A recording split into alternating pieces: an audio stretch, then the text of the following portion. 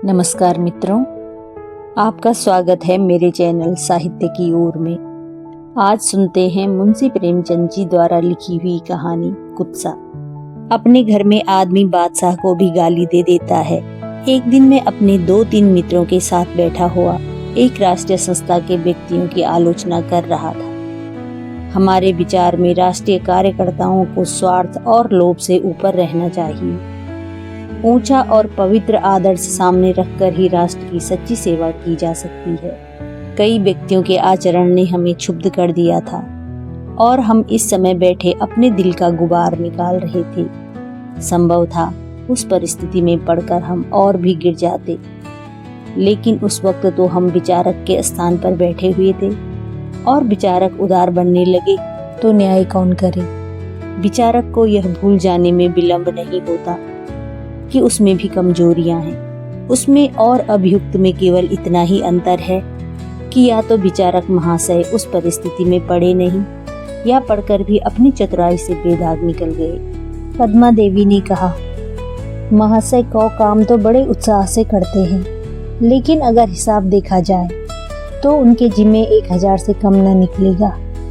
उर्मिला देवी बोली, खैर को तो क्षमा किया जा सकता है, उसके बाल बच्चे हैं, आखिर उनका पालन पोषण कैसे करें जब वह 24 घंटे सेवा कार्य ही में लगा रहता है। तो उसे कुछ न कुछ तो मिलना चाहिए।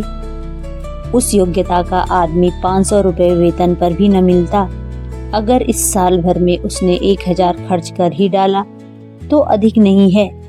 महाशय खौ तो बिल्कुल निहंग हैं, जोरू न जाता अल्लाह मियाँ से नाता, पर उनके जिम्मे भी 1000 से कम न होंगे। किसी को क्या अधिकार है कि वह गरीबों का धन मोटर की सवारी और यार दोस्तों की दावत में उड़ा दे। श्यामा देवी उदंड होकर बोली, महाशय गौ को इसका जवाब देना पड़ेगा भाई साहब, यूं बचकर नहीं निकल सकते। हम लोग भिक्षा मांग मांग कर पैसे लाते हैं, इसलिए कि यार दोस्तों की दावतें हों, शराबें उड़ाई जाएं और मुजरे देखे जाएं। रोज सिनेमा की सैर होती है, गरीबों का धन यूं उड़ाने के लिए नहीं है। यहाँ पाई पाई का लेखा समझना पड़ेगा। मैं भरी सभा में रख दूंगी, उन्हें जहाँ 500 वेतन मिलता हो वहाँ चले जाएं। राष्ट्र के सेवक बहुतेरे निकल आएंगे। मैं भी एक बार इसी संस्था का मंत्री रह चुका हूँ। मुझे गर्व है कि मेरे ऊपर कभी किसी ने इस तरह का आपेक्ष नहीं किया, पर न जाने क्यों लोग मेरे मंत्रित्व से संतुष्ट नहीं थे। लोगों का ख्याल था कि मैं बहुत कम समय देता हूँ और मेरे समय में संस्था ने कोई गौरव बढ़ाने वाला कार्य नहीं किया, इसलिए मैंने रूठ कर इस्तीफा दे दिया था। मैं उसी पद से बेलौस रहकर भी निकाला गया। महाशय गौ हजारों हड़प करके भी उसी पद पर जमे हुए हैं। क्या यह मेरे उनसे कुनेह रखने की काफी वजह न थी? मैं चतुर खिलाड़ी की भांति खुद तो कुछ करना न चाहता था, किंतु पर्दे की आड़ में से रस्सी खींचता रहता था। मैंने रद्दा जमाया, देवी जी आप अन्याय कर रही हैं। महाशय गौ से ज्यादा दिलेर और उर्मिला ने मेरी बात काट कर कहा, मैं ऐसे आदमी को दिलेर नहीं कहती जो छिपकर जनता के रुपए से शराब पिए। जिन शराब की दुकानों पर हम धरना देने जाते थे, उन्हीं दुकानों से उनके लिए शराब आती थी। इससे बढ़कर बेवफाई और क्या हो सकती है। मैं ऐसे आदमी को देशद्रोही कहती हूँ। मैंने और खींची, लेकिन यह तो तुम भी मानती हो कि महाशय गौ केवल अपने प्रभाव से हजारों रुपए चंदा वसूल कर लाते हैं। विलायती कपड़े को रोकने का उन्हें जितना श्रेय दिया जाए उतना ही थोड़ा है। उर्मिला देवी कब मानने वाली थी, बोली, उन्हें चंदे इस संस्था के नाम पर मिलते हैं, व्यक्तिगत रूप से एक ढेला भी लावे तो कहूँ।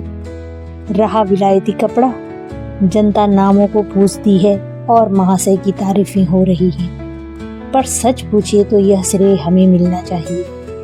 वह तो कभी किसी दुकान पर गए भी नहीं। आज सारे शहर में इस बात की चर्चा हो रही है, जहाँ चंदा मांगने जाओ वहीं लोग यही आपेक्ष करने लगते हैं। किस किस का मुंह बंद कीजिएगा। आप बनते तो हैं जाति के सेवक, मगर आचरण ऐसा कि सोहदों का भी न होगा। देश का उद्धार ऐसे बिलासियों के हाथों नहीं हो सकता। उसके लिए त्याग होना चाहिए। यही आलोचनाएं हो रही थीं कि एक दूसरी देवी आई, भगवती।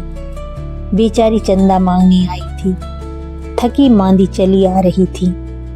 यहाँ जो पंचायत देखी तो रम गई। उनके साथ उनकी बालिका भी थी, कोई 10 साल उम्र होगी। इन कामों में बराबर माँ के साथ रहती थी। उसे जोर की भूख लगी हुई थी। घर की कुंजी भी भगवती देवी के पास थी। पतिदेव दफ्तर से आ गए होंगे, घर का खुलना भी जरूरी था, इसलिए मैंने बालिका को उसके घर पहुंचाने की सेवा स्वीकार की। कुछ देर चलकर बालिका ने कहा, आपको मालूम है महाशय गौ शराब पीते हैं। मैं इस आपेक्ष का समर्थन न कर सका। भोली भाली बालिका के हृदय में कटुता और प्रपंच का विष बोना मेरी ईर्ष्यालु प्रकृति को भी रुचिकर न जान पड़ा। जहाँ कोमलता और सारल्य, विश्वास और माधुर्य का राज्य होना चाहिए, वहाँ कुत्सा और क्षुद्रता का मर्यादित होना कौन पसंद करेगा? देवता के गले में कांटों की माला कौन पहनाएगा? मैंने पूछा, तुमसे किसने कहा कि माँ से गौ शराब पीते हैं? वाह, पीते ही हैं, आप क्या जाने? तुम्हें कैसे मालूम हुआ? सारे शहर के लोग कह रहे हैं। शहर वाले झूठ बोल रहे हैं। बालिका ने मेरी ओर अविश्वास की आंखों से देखा। शायद वह समझी मैं भी महाशय गौ के ही भाई बंधों में। आप कह सकते हैं महाशय गौ शराब नहीं पीते? हाँ, वह कभी शराब नहीं पीते और महाशय गौ ने जनता के रुपए भी नहीं उड़ाए। यह भी असत्य है। और महाशय खौफ मोटर पर हवा खाने नहीं जाते। मोटर पर हवा खाना अपराध नहीं है। अपराध नहीं है राजाओं के लिए, रईसों के लिए, अफसरों के लिए जो जनता का खून चूसते हैं। देशभक्ति का दम भरने वालों के लिए वह बहुत बड़ा अपराध है। लेकिन यह तो सोचो, इन लोगों को कितना दौड़ना पड़ता है। पैदल कहाँ तक दौड़े? पैर गाड़ी पर तो चल सकते हैं, पर कुछ बात नहीं है। ये लोग शान दिखाना चाहते हैं, जिससे लोग समझें कि यह भी बहुत बड़े आदमी है। हमारी संस्था गरीबों की संस्था है। यहाँ मोटर पर उसी वक्त बैठना चाहिए जब और किसी तरह काम भी न चल सके।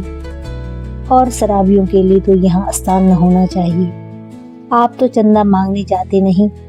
हमें कितना लज्जित होना पड़ता है, आपको क्या मालूम? मैंने गंभीर होकर कहा, तुम्हें लोगों से कह देना चाहिए यह सरासर गलत है। हम और तुम इस संस्था के शुभ चिंतक हैं। हमें अपनी कार्यकर्ताओं का अपमान करना उचित नहीं।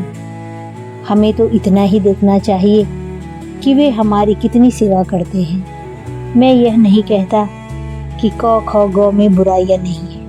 संसार में ऐसा कौन है जिसमें बुराइयां ना, लेकिन बुराइयों के मुकाबले में उनमें गुण कितने हैं यह तो देखो। हम सभी स्वार्थ पर जान देते हैं, मकान बनाते हैं, जायदाद खरीदते हैं और कुछ नहीं तो आराम से घर में सोते हैं। ये बेचारे 24 घंटे देश हित की फिक्र में डूबे रहते हैं। तीनों ही साल भर की सजा काटकर कई महीने हुए लौटे हैं। तीनों ही के उद्योग से अस्पताल और पुस्तकालय खुले। इन्हीं वीरों ने आंदोलन करके किसानों का लगान कम कराया। अगर इन्हें शराब पीना और धन कमाना होता तो इस क्षेत्र में आते ही क्यों? बालिका ने विचारपूर्ण दृष्टि से मुझे देखा, फिर बोली, यह बताइए महाशय गौ शराब पीते हैं या नहीं? मैंने निश्चय पूर्वक कहा, नहीं, जो यह कहता है वह झूठ बोलता है। भगवती देवी का मकान आ गया। बालिका चली गई। मैं आज झूठ बोलकर जितना प्रसन्न था उतना कभी सच बोलकर भी न हुआ था। मैंने बालिका के निर्मल हृदय को कुत्सा के पंख में गिरने से बचा लिया था। कहानी यहीं पर समाप्त होती है। फिर मिलते हैं अगली कहानी में।